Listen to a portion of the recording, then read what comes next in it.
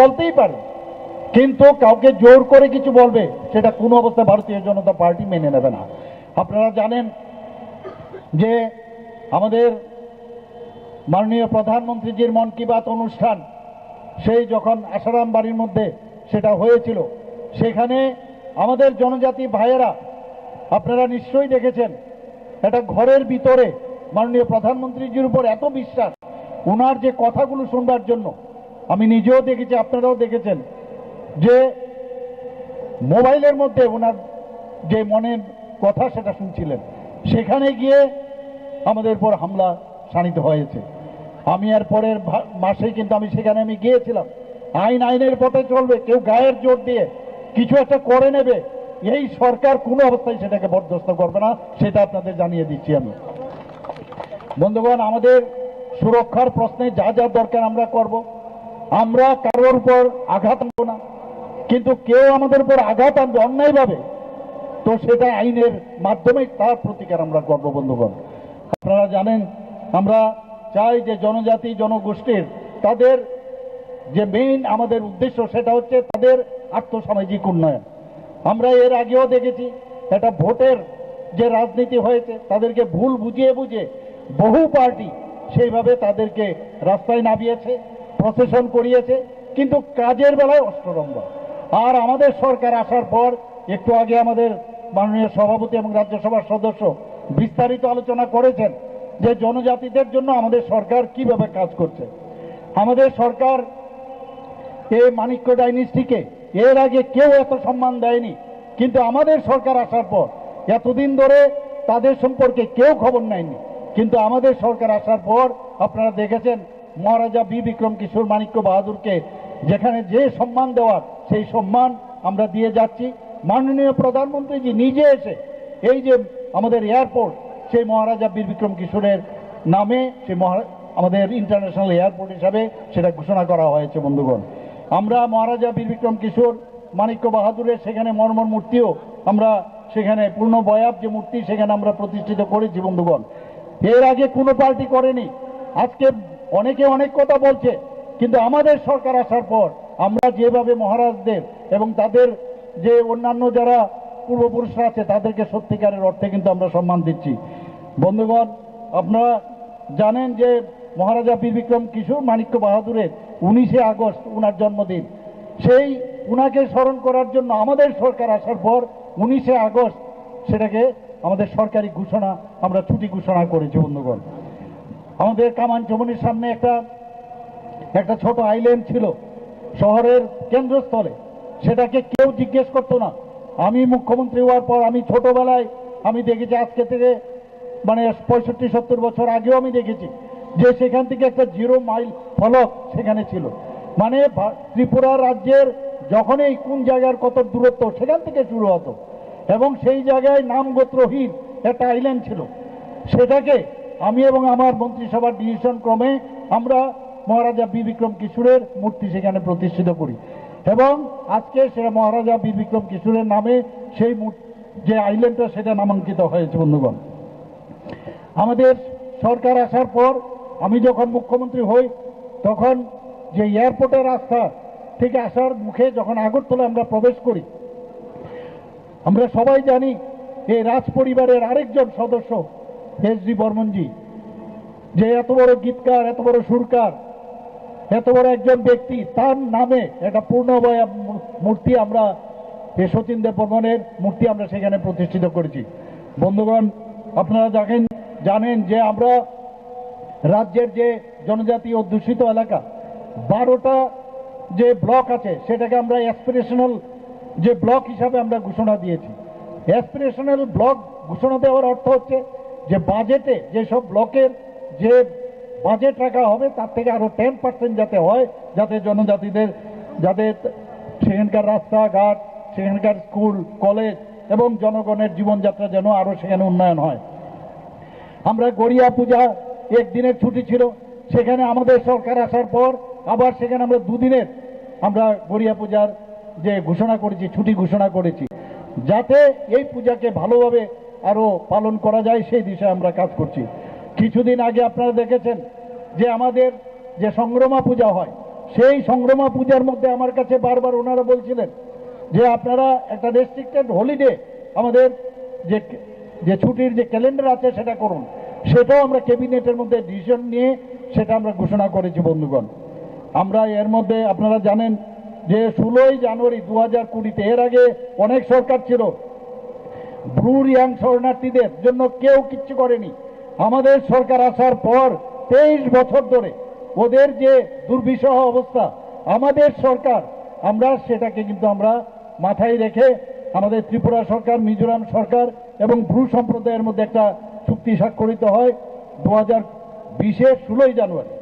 এবং জনজাতিদের আজকে আমার এখানে যে আপনারা দেখেছেন যে রিসা আমি পড়ছি, একটু আগে আমাদের মাননীয় মন্ত্রী বিকাশবাবু বারবার জনজাতিদের কিভাবে উন্নয়ন করা যায় আমাকে প্রায়শ বলেন, এখনো বলছেন যে কিভাবে ওনাদেরকে হেল্প করা যায়। তো আমি বললাম যে যা করার তুমি করবে, তার জন্য আমি তোমার সাথে আছি। এবং সব সময় আমি বলছি জনজাতিদেরকে নিয়ে আমরা কোনো রাজনীতি করতে চাই না, তাদের উন্নয়ন ছাড়া আমরা কোনো কথা বলবো না। আমি বারবার বহু জায়গায় বলেছি যে ত্রিপুরার উন্নয়ন, জনজাতির উন্নয়ন হলেই ত্রিপুরার উন্নয়ন হবে। ত্রিপুরাকে আমাদের জনজাতি বাদ দিয়ে ত্রিপুরার উন্নয়ন সম্ভব নয় বন্ধুগণ। আজকে এই যে রিসা পাছড়া আমাদের জিআই ট্যাগ আমরা অলরেডি গভর্নমেন্ট অফ ইন্ডিয়ার মাধ্যমে আমরা সেটা পেয়েছি। সারা পৃথিবীর মধ্যে এই রিসা এবং আমাদের পাছড়া আজকে জিআই ট্যাগ পাওয়াতে মানুষ জানতে পারছে এবং আমরা বাইরেও পাঠাচ্ছি এই রিসা নিয়ে। এবং আপনারা সবাই জানেন যে 2019 থেকে 2024, 2019 থেকে 2024 সত্যিকারের অর্থে ভারতীয় জনতা পার্টি যেভাবে সম্মান দেয়, খালি মুখের আওয়াজ করে আর লম্বা চড়া ভাষণ দিয়ে কোনোদিন কারোর সমস্যার সমাধান করা যায় না এবং ভালো করা যায় না। আমরা এই সরকার মাননীয় প্রধানমন্ত্রীজির নেতৃত্বে 2019 থেকে 2024 পর্যন্ত পর আমাদের জনজাতির যারা লিজেন্ড ব্যক্তি তাদেরকে পদ্মশ্রী উপাধি দিয়ে তাদেরকে সম্মান দেওয়া হয়েছে বন্ধুগণ। আপনারা সবাই জানেন এটা একমাত্র সম্ভব ভারতীয় জনতা পার্টির পক্ষেই যে ত্রিপুরার থেকে রাজ পরিবারের এক সদস্য শ্রী জিষ্ণু দেববর্মা মহোদয়কে আজকে ত্রিপুরার মতো একটা ছোট রাজ্য থেকে ওনাকে তেলেঙ্গানার রাজ্যপাল বানানো হয়েছে। সেটা একমাত্র সম্ভব হয়েছে আমাদের মাননীয় প্রধানমন্ত্রীজি এবং ভারতীয় জনতা পার্টির যে চিন্তা ভাবনা, তার জন্য সেটা সম্ভব হয়েছে। আপনারা সবাই জানেন যে এতদিন ধরে আমাদের সরকার আসার পর আমরা যারা সমাজপতিরা আছেন তাদেরকে আমরা 2000 টাকা করে সাম্মানিক দিচ্ছিলাম। কিছুদিন আগে যখন আমি এই প্রপোজাল আমি রাখলাম আমাদের ক্যাবিনেটে যে 2000 কেন, ওনাদেরকে কেন 5000 করা হবে না, সেখানে আজকে জনজাতি যারা সমাজের জন্য কাজ করে, সেখানে অনেক জনজাতি আছে যারা সরকারি চাকরি করে, আবার অনেকে আছে পেনশন পাচ্ছে। তো এই ক্যাপিং ছিল। আমি বললাম যদি তারা জনজাতিদের উন্নয়নে সমাজের জন্য কাজ করে, সেই ক্যাপিংও উঠিয়ে দিয়েছে দেওয়াতে এখন সেটা গিয়ে আজকে 19টি জনজাতি গোষ্ঠী আছে, তার মধ্যে দেখা গেছে আগে 10 জন পেত, এখন সেটাকে আমরা যখন জিজ্ঞেস করলাম প্রায় 13 থেকে 14 হবে। আমি বললাম কেন সেটা হবে, বললে সব জনজাতি গোষ্ঠীর মধ্যে সমাজ যে সামাজিক যে ব্যবস্থাপনা, এই যে সমাজপতি, সেই সিস্টেম নেই। আমি বললাম কেউ তো হবে, সর্দার তো হবে, কেউ লিডার হবে, তো তাদের সবাইকে 5000 টাকা করে আমরা দেব, তার ঘোষণা আমরা করেছি। শুধু তাই না বন্ধুগণ, আমি যখন চিফ সেক্রেটারি মহোদয়কে ক্যাবিনেটে আমি জিজ্ঞেস করি যে আমাদের এখানে জনজাতির কতজন এনলিস্টেড আছে, এরকম সাব ট্রাইবস আছে অনেক, সেটা দেখা গেছে প্রায় 40+ আমাদের এখানে জনজাতি সাব ট্রাইবস আছে। তা আমি বললাম সবাইকে, আমি ডিএমদেরকে বলেছি যে চিফ সেক্রেটারির মাধ্যমে আপনারা খবর নিন, তাদেরকে আমরা তাদের এই 5000 টাকা করে সাম্মানিক আমরা দেব। আমরা বন্ধুগণ এর মধ্যে 2005-এ আপনারা জানেন সাব ডিভিশনাল লেভেলে এবং ডিস্ট্রিক্ট লেভেলে জনজাতিদের বিভিন্ন যে স্কিম আছে সেই স্কিমগুলো দেখার জন্য যে অফিসার ছিল সেটা উঠিয়ে দিয়েছিল বামফ্রন্ট। আমাদের এই কিছুদিন আগে আমরা ডিসিশন নিলাম যে না, আমরা আবার যে সাব ডিভিশনাল এবং ডিস্ট্রিক্ট লেভেলে যে এক একজন যে সাব ডিভিশনাল এবং ডিস্ট্রিক্ট লেভেলে টিসিএ সমকক্ষ অফিসার, শুধু তাদের কাজ হবে যে জনজাতিদের বিভিন্ন স্কিম সেটা 100% সেটা স্যাচুরেশন হচ্ছে কিনা সেই কাজটা করার জন্য আমি ওনাদেরকে নির্দেশ দিয়েছি এবং আমরা ডিসিশন আমরা দিয়েছি। বন্ধুগণ, আমাদের সরকার আসার পর আপনারা জানেন যে বড়মরা পাহাড়ের নাম হাতায় কতর আমরা রেখেছি, আমরা কিভাবে সম্মান দিতে হয় এই সম্মান কিন্তু আগে দেয়নি। তারপরও আমাদের বিরুদ্ধে নানা রকম চক্রান্ত চলছে বিভিন্ন জায়গায়। এই সরকারের যে বিভিন্ন ভালো কাজ হচ্ছে, বিভিন্ন চক্রান্ত হচ্ছে।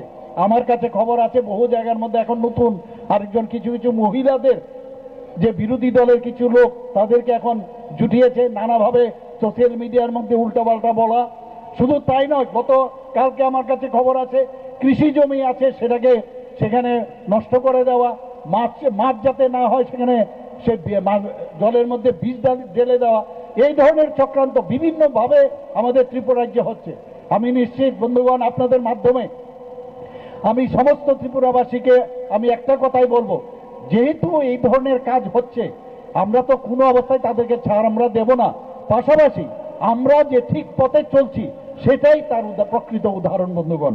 আমরা গন্ডাছড়া মহকুমার নাম গন্ডা তৈসা আমরা রেখেছি, আমরা 18 মোড়া পাহাড়ের নাম আমরা হাচুক বেরেম আমরা রেখেছি। আপনারা দেখেছেন আগে একটা সময় ছিল যে নর্থ ইস্টার্ন জোনের মধ্যে যেভাবে টেররিস্টরা যেভাবে মানে আনাগোনা করত, যে নর্থ ইস্টে বহু লোক বাইরের থেকে আসতেই ভয় পেত। ত্রিপুরাতেও আপনারা দেখেছেন গত 4ই সেপ্টেম্বর 2024-এ আমাদের যে কেন্দ্রীয় স্বরাষ্ট্রমন্ত্রী অমিত শাহজির উপস্থিতিতে সেখানে আমিও ছিলাম। সেখানে এনএলএফটি, এটিটিএফ এবং ত্রিপুরা সরকার, ভারত সরকার এর মধ্যে একটা সমঝোতা হয়। সেই সমঝোতার কারণে 24শে সেপ্টেম্বর 2024-এ এনএলএফটি এবং এটিটিএফ এর সমস্ত সদস্যগণ তারা কিন্তু অস্ত্র সমর্পণ করেন। এতে করে আজকে আমরা বলতে পারি যে ত্রিপুরা রাজ্যে যে অরাজকতা ছিল, যে টেররিস্টদের যে আনাগোনা ছিল, আমরা এখন বলতে পারি ত্রিপুরা এখন টেররিস্ট মুক্ত ত্রিপুরা।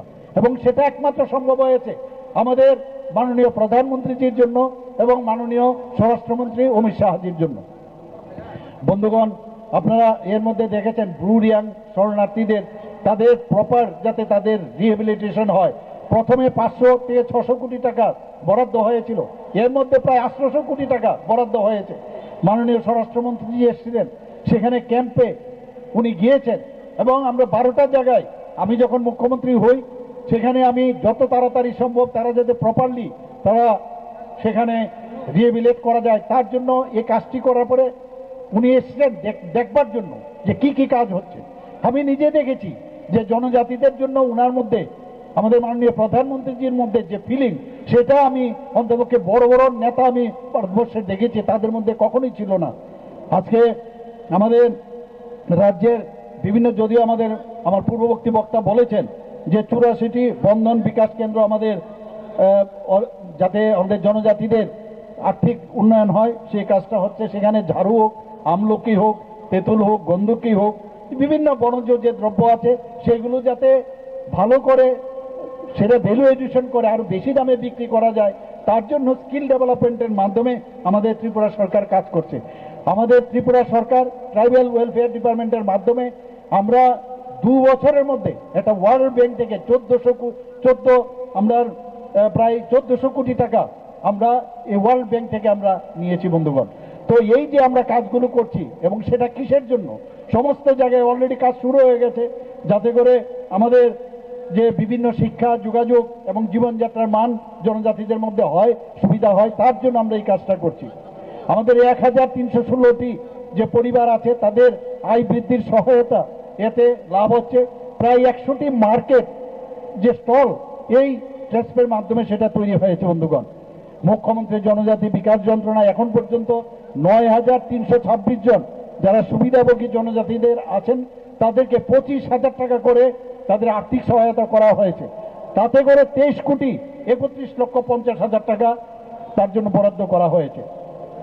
শিক্ষাক্ষেত্রে যদি বলুন, তিনটি জায়গার মধ্যে অনেকে বলে আমাদের এখানে জনজাতির মেয়েরা বা ছেলেরা যায়, তাদের হোস্টেল নেই। আমাদের মোট 3টি ডিগ্রি কলেজে 3টে হোস্টেল, জনজাতি হোস্টেল করা হয়েছে। মহিলা কলেজে হয়েছে, আম্বেদকর কলেজে হয়েছে ফটিকরায়, এবং গন্ডাছড়াতে একটা কলেজে, সেখানেও এটা যাতে প্রপারলি থাকতে পারে ছেলেরা মেয়েরা, সেই হোস্টেলগুলো সেখানে করা হয়েছে। আমাদের জনজাতি যারা হোস্টেল আবাসিক ভাতা ছিল আগে 2018 সালে 55 টাকা, সেখান থেকে এবার আমরা আমাদের মাননীয় মন্ত্রীর মাধ্যমে সেখানে আমরা 80 টাকা করেছি। 460টি হোস্টেলে 34,000-এরও বেশি এতে করে জনজাতি তারা উপকৃত হয়েছেন। ষষ্ঠ থেকে অষ্টম শ্রেণী পর্যন্ত যারা ছাত্রছাত্রীরা আছেন তাদের প্রি ম্যাট্রিক স্কলারশিপ আমরা দিচ্ছি। সেখানে আগে প্রতি বছরে 400 টাকা থেকে বাড়িয়ে আমরা 1000 টাকা করেছি। যারা উপযুক্ত, যারা যে ক্রাইটেরিয়া আছে সেই ক্রাইটেরিয়াতে যদি তারা প্রপারলি বিফিটিং হয় তাদের জন্য বিনামূল্যে পাঠ্যপুস্তক দেওয়ার ব্যবস্থা আছে, মেধা পুরস্কার দেওয়া হচ্ছে এবং তাদেরকে কোচিং দেওয়ার ব্যবস্থা আমাদের এই সরকার করেছে। 2024-25 সালে 1,60,000-এরও বেশি জনজাতিরা শিক্ষার্থীদের বৃত্তি, পাঠ্যপুস্তক এবং হোস্টেলের বৃত্তি সেগুলো উপকৃত হয়েছেন তারা। আমাদের যারা জনজাতি ভাই বোনেরা আছেন যাতে আরও উপর দিকে আরও পড়াশোনা করতে পারে, উচ্চশিক্ষায় যেতে পারে, তাদের জন্য এককালীন আমরা আর্থিক সহায়তা আমরা সেখানে আমরা করছি। স্মার্ট ক্লাসরুম আমরা বিভিন্ন জনজাতি হোস্টেলগুলোতে আমরা সেটা করেছি। 3টি আশ্রম স্কুল আমাদের দপ্তর থেকে সেটা চালু করেছে, আমবাসা, কাঞ্চনপুর এবং করবুকে, এবং সেটা হচ্ছে 3য় শ্রেণী থেকে 6ষ্ঠ শ্রেণী পর্যন্ত। 29টি নতুন হোস্টেল নির্মিত হয়েছে, 44টি জনজাতি বিদ্যালয় নির্মাণ হয়েছে, 170 জন হোস্টেল ওয়ার্ডেন, যেটা আমাদের মাননীয় মন্ত্রী বারবার বলছিলেন যে হোস্টেলগুলির মধ্যে চুরিদারি হয়, সেখানে ওয়ার্ডেন নেই প্রপার, বিভিন্ন সমস্যা হয়। আমাদের এই সরকার আমরা ক্যাবিনেটে ডিসিশন নিয়ে সেখানে অলরেডি 170 জন হোস্টেল ওয়ার্ডেনকে নিয়োগ করার জন্য আমরা অলরেডি বলে দিয়েছি। আমাদের একলব্য যে মডেল রেসিডেন্সিয়াল স্কুল আপনারা জানেন, ত্রিপুরাতে মাননীয় প্রধানমন্ত্রীজির কারণে 21টি জায়গায় 21টি আমাদের যে একলব্য স্কুল হচ্ছে এবং তার মধ্যে প্রায় 12টা অলরেডি চালু আছে। বাকি যে আমাদের যে 6টা আছে সেটাও আমাদের 2026 সালের মধ্যে সেটা শেষ হয়ে যাবে। আরও যে 4টি নির্মাণ থাকবে সেটা 2 বছরের মধ্যে সম্পূর্ণ হবে। বন্ধুগণ, আমি এর মধ্যে দিল্লিতে আমি গিয়েছিলাম, সেখানে আমি দাবি রেখেছি যাতে আরও একলব্য স্কুলের যে ক্রাইটেরিয়া আছে সেই ক্রাইটেরিয়া প্রায় 15টা থেকে 14 থেকে 15টি জায়গায় সেখানে সেই ফিট করে, তার জন্য আমি বলে এসেছি এবার দিল্লিতে গিয়ে, সেটাও আশা করি আগামী দিনে আরও 15টা একলব্য মডেল তৈরি এখানে ত্রিপুরাতে হবে। আমাদের 2টি সিনথেটিক ফুটবল, যে টার্ফ ফুটবল, আমরা জনজাতি ভাইদের মেয়েদের আমরা দেখেছি ওরা খেলাধুলায় খুব ভালো, বিশেষ করে ফুটবলে। সেখানে আমরা এখানে তাদের 2টো সিনথেটিক ফুটবল, টার্ফ ফুটবল আমরা নির্মাণ করেছি। শুধু তাই নয়, আরেকটা নতুনভাবে নির্মাণের অলরেডি কাজ চলছে। এখানে আমরা দেখেছি সারা ত্রিপুরাতেই এই ড্রাগ এডিকশন নিয়ে আমাদের চিন্তার বিষয়। সেখানে জনজাতি এলাকার মধ্যে আমরা দেখেছি যে কী করে এই ড্রাগ থেকে আমরা বেরিয়ে আসতে পারি। তার জন্য আমরা একটা স্লোগান দিয়েছি, football is game, drugs are shame. সেটাকে রাজ্য স্তরে যারা জনজাতি, যারা ছেলেরা আছেন, মেয়েরা আছেন, তাদের জন্য একটা আমরা প্রতিযোগিতা, এখানে ফুটবলের জন্য আমরা প্রতিযোগিতা আমরা রেখেছি।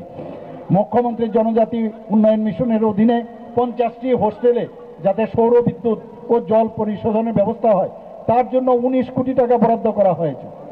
2023 সালের নভেম্বর মাসে আপনারা সবাই জানেন যে জনজাতি গৌরব দিবস, সেই মিশনটি চালু হয়।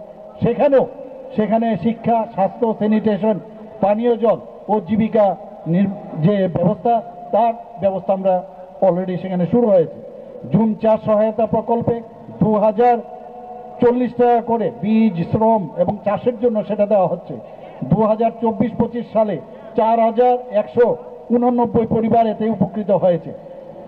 আমরা ভর্তি আভা যে জনভাগিদারি অভিযান, সেটাও আমরা শুরু করেছি। মাননীয় প্রধানমন্ত্রীজি সেটার উপর অত্যন্ত গুরুত্ব দেন।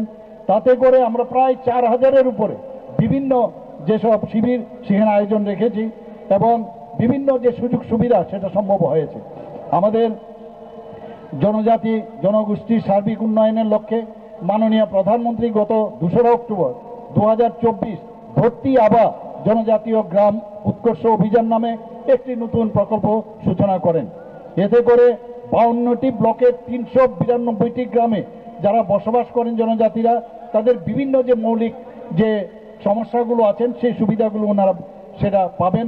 হোস্টেল নির্মাণ, জনজাতি বিপণন কেন্দ্র, ফরেস্ট রাইট অ্যাক্ট এবং ইমপ্লিমেন্টেশন সেল, এবং তার জন্য প্রায় 21 কোটি টাকার উপরে বরাদ্দ করা হয়েছে। আমরা মৎস্য চাষেই হোক, আমরা বিভিন্ন অঙ্গনওয়াড়ি কেন্দ্রই হোক, বিভিন্ন জায়গায় আমরা তাদের যাতে ডেভেলপমেন্ট হয় তার জন্য প্রায় 42 কোটি টাকার উপর আমরা স্যাংশন দিয়েছি। বন্ধুগণ, ধরতি আবা জনভাগিদারি অভিযান যে বাস্তবায়ন, আমাদের ত্রিপুরা রাজ্য দেশের শ্রেষ্ঠ রাজ্য হিসাবে স্বীকৃতি লাভ করেছে বন্ধুগণ, এবং এর জন্য আমি মাননীয় আমাদের যেই দপ্তরের যিনি মন্ত্রী তা ওনাকে আমি ধন্যবাদ দেব। শুধু তাই নয়, ধরতি আভা জনভাগিদারি অভিযান ও পিএম জনমন যেটা বাস্তবায়ন হয়েছে, ত্রিপুরা রাজ্য 3টি জাতীয় যে পুরস্কার লাভ করেছে। বন্ধুগণ, আমরা মাননীয় প্রধানমন্ত্রীজি সবসময় বলছেন যে জনজাতিদের উন্নয়ন হচ্ছে আমাদের কাছে সর্বশ্রেষ্ঠ। আপনারা একবার ভাবুন যে ভারতবর্ষের যিনি রাষ্ট্রপতি, একজন মানে এসটি সম্প্রদায়ের একজন মহিলাকে আজকে রাষ্ট্রপতি বানিয়েছেন আমাদের মাননীয় দ্রৌপদীজিকে। তো এই ধরনের যে আমাদের জনজাতিদের যে উন্নয়ন, তাদের সম্মান একমাত্র ভারতীয় জনতা পার্টি দেবেন। খালি ভাষণ দিয়ে নানাভাবে বিভ্রান্ত করে যে পার্টি এতদিন ধরে চলে এসছে, মানুষ এখন বুঝে গেছে যে এইসব পার্টির পিছনে দৌড়ে লাভ হবে না। ভারতীয় জনতা পার্টি একটা ন্যাশনাল পার্টি, এবং যেখানে তার সারা ভারতবর্ষের মধ্যে সবচেয়ে বেশি পরিমাণে যার সদস্যা, সেখানে এই পার্টিকে কেউ আটকিয়ে রাখতে পারবে না। গঙ্গার স্রোত যেমন কেউ আটকাতে পারে না, ভারতীয় জনতা পার্টির যে স্রোত কেউ আটকাতে পারবে না, এতটুকু আমি বলতে পারি। বন্ধুগণ, আজকে আমাদের 15ই নভেম্বর 2023 সালে জনজাতীয় গৌরব দিবস পিএম জনমন প্রকল্পের সূচনা হয়েছে। সেখানেও বিভিন্নভাবে যারা রিয়াং জনজাতি যারা আছেন জনগোষ্ঠী, তাদের যাতে আর্থসামাজিক উন্নয়ন হয় তার জন্য কাজ করে চলছে। এখানে 1263টি যে পিবিটিজি বসতি এলাকায় প্রায় 65,840টি পরিবারকে বিভিন্ন সুযোগ সুবিধা দেওয়া হয়েছে। বিদ্যুতের ব্যবস্থা, তাদের বাসস্থান, পানীয় জল, সড়ক এবং মোবাইল সংযোগ, এবং তাদের উন্নত শিক্ষা, স্বাস্থ্যসেবা প্রদান, সেটা হচ্ছে আসল মূল উদ্দেশ্য আমাদের এখানে। এর মধ্যে আপনারা সবাই জানেন যে 10টি মোবাইল টাওয়ার এই জনজাতি অধ্যুষিত এলাকায় সেটা হয়েছে। আরও অনেকগুলো 18টি বহুমুখী কেন্দ্রের নির্মাণ কাজ সম্পন্ন হয়েছে। ইতিমধ্যে 9টির উদ্বোধন হয়েছে। 50টি বহুমুখী কেন্দ্র বিভিন্ন পাড়ায় নির্মাণ করা হয়েছে। তো সেইভাবে আমরা জনজাতি অধ্যুষিত এলাকায় আমরা চাই যে আমাদের এই সরকার এবং আমাদের পার্টি এবং সরকার আমরা যৌথভাবে জনজাতিদের কিভাবে উন্নয়ন করা যায়, টাইম টু টাইম আমরা এই বিষয়ে কিন্তু আমরা কথা বলি।